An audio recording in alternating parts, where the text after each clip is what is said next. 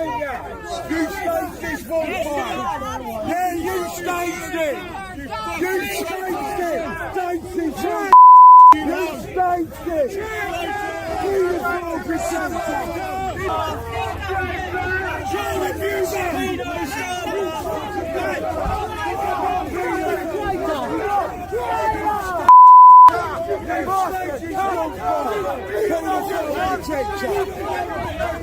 You staged this!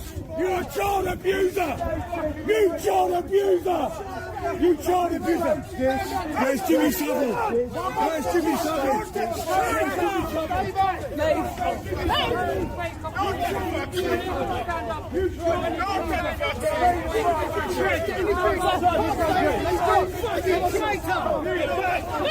Get back!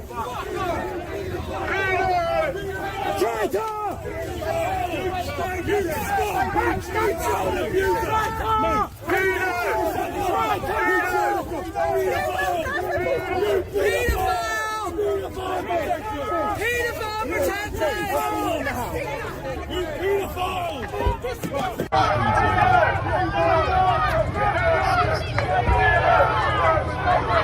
I utterly condemn the far-right thuggery we've seen this weekend.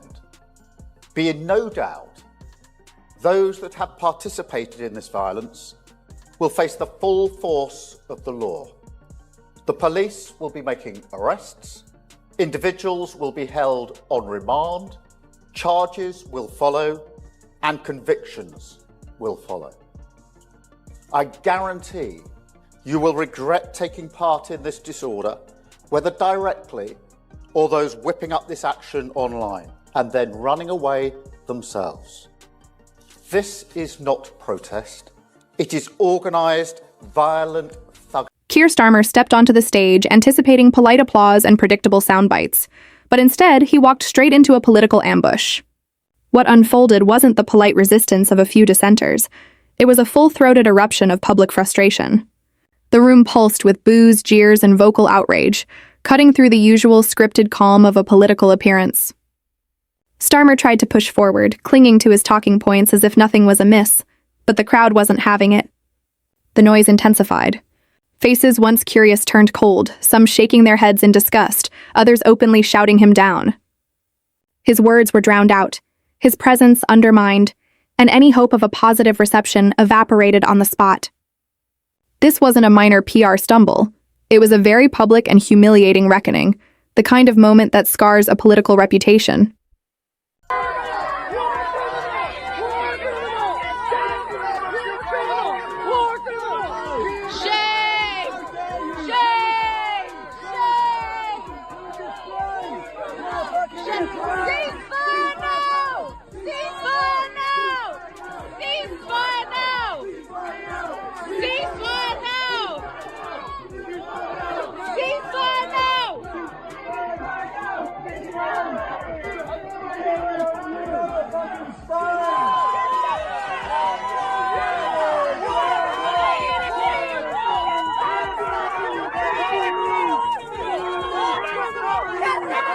What went wrong?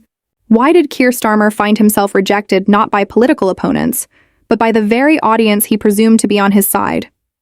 As Labour leader, Starmer likely assumed he was entering a room of allies, supporters who would, at the very least, offer polite applause. But from the moment he stepped into the venue, the atmosphere betrayed a starkly different reality. There were no warm smiles, no eager anticipation, just cold stares, folded arms, and a low murmur of discontent rippling across the crowd. Even before he uttered a word, it was clear. This wasn't friendly territory. The tension was thick, the energy uneasy. Starmer misread the room, and what he encountered was not just disappointment, it was outright disillusionment. A telling moment in the ongoing struggle between public trust and political performance.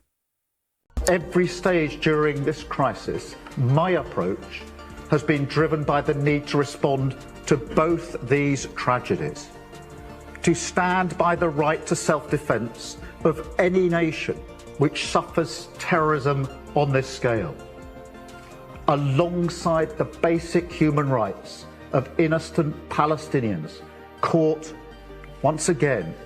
Starmer opened with a routine pitch on the economy, falling back on rehearsed lines about growth and fiscal responsibility. But the crowd wasn't buying it. Arms remained crossed, expressions blank. When he shifted to Brexit, the temperature dropped even further. Muted scoffs, exchanged glances, murmurs of disapproval. But it was his outright rejection of a ceasefire in Gaza that detonated the room. The first boo cut through the silence like a blade, catching Starmer visibly off guard. Then came the avalanche, shouting, jeers, a woman standing up and demanding answers. What about the children's care? Others echoed her outrage. Starmer attempted to steady the ship, raising his voice, pushing through the chaos, but the damage was done. The hall, once quiet, had turned volatile. His grip on the room slipped entirely, and in that moment, he lost not just the audience, but the narrative. If you're finding this breakdown valuable, don't forget to like and subscribe for more sharp political analysis. True democracy is citizen-led. Politics needs an update. We demand a people's house. We demand a people's house. We are in crisis. We are in crisis. Our whole future is...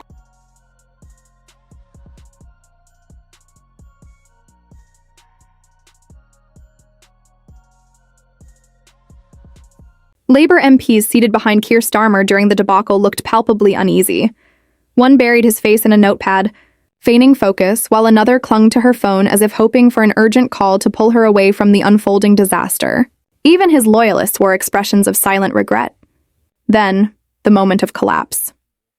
Audience members began to rise from their seats, not in applause, but in protest, row after row exiting, some muttering under their breath, others booing with calculated defiance. Starmer hadn't just stumbled, he had lost the room irreversibly. This wasn't a minor gaffe or a poorly received speech. It was a public implosion, another fatal blow in a growing list of strategic missteps that now have his leadership teetering on the edge. For months, discontent had simmered quietly among Labour supporters, but this moment turned whispers into confirmation. Starmer appears disconnected from the very base he claims to champion. His Brexit stance only magnifies the fracture. Once a vocal Remain advocate pushing for a second referendum, he now urges the public to move on, as if the voters have forgotten. They haven't.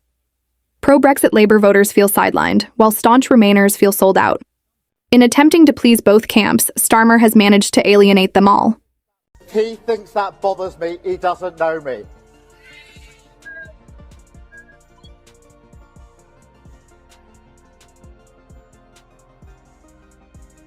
Protest or power, that's why we changed our party conference. That's why we changed our party.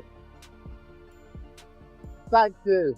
Keir Starmer's economic messaging is saturated with platitudes, vague assurances about stability and fiscal responsibility that mirror conservative rhetoric far more than any bold Labour agenda.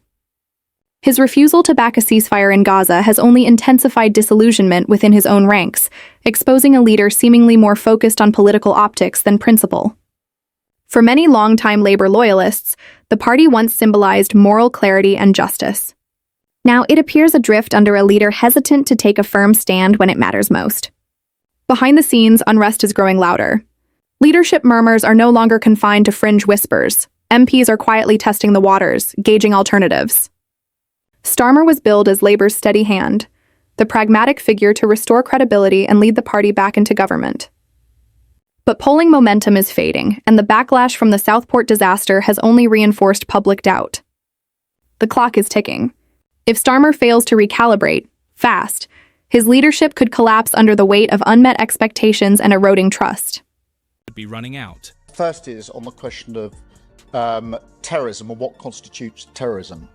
And my concern in this case is that we have clearly got an example of extreme violence, individualised violence, that we have to protect our children from and our citizens from. And it is a new threat. It's not what we would have usually thought of as terrorism when definitions were drawn up, when guidelines were put in place, when the framework was put in place. And we have to recognise that here today, because I think most people would say, looking at the facts of this case, it's clearly extreme violence, it's clearly intended to terrorise. And I completely accept and understand that, and that is my view. Therefore, we have to make sure that the law and the framework for responding is appropriate to the new threat that we face. And there we will make what. As if the Southport debacle hadn't already undercut his credibility, Keir Starmer's latest pivot has blindsided Labour supporters across the board. For years, the Labour Party positioned itself as a bulwark against the influence of Donald Trump, condemning his rhetoric, his policies, and his disregard for international norms. Starmer himself was vocal in his opposition, publicly criticizing Trump's conduct and branding him a danger to democratic institutions. Yet in a dramatic reversal, Starmer has now issued a statement praising aspects of Trump's foreign policy and openly calling for increased UK cooperation with the former president. This is the same Donald Trump that Labour once labeled a threat to global stability. So what changed? That's the burning question now reverberating through the party's grassroots and parliamentary ranks. For many, the answer is simple: political expediency. Some Labour MPs are openly outraged, branding Starmer's comments a betrayal of long-held party principles. Others are staying quiet, but the discomfort is written all over their faces. Starmer's attempt to reshape his image as a pragmatic statesman is rapidly being viewed as opportunism dressed in diplomatic language, and it's testing the patience of a party already questioning his convictions.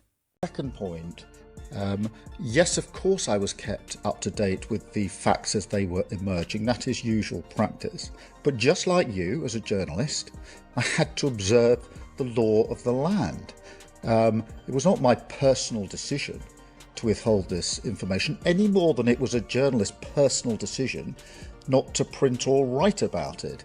That is the law of the land that is in place for the reasons I've set out, to protect the integrity of the system, to ensure that the victims and their families get the justice. Grassroots Labour members aren't just puzzled, they're livid. Across social media, disillusioned lifelong supporters are venting their outrage, accusing the party of abandoning its foundational principles. Starmer's apparent strategy of courting conservative-leaning voters by shifting core positions is being seen not as pragmatism, but betrayal. And in doing so, he's gambling with Labour's identity, alienating the very base that has carried the party through decades of political upheaval. What once stood as a bold left-wing movement championing social justice is now being questioned. Has Labour become a centrist shell, trading integrity for electability? That ambiguity is dangerous.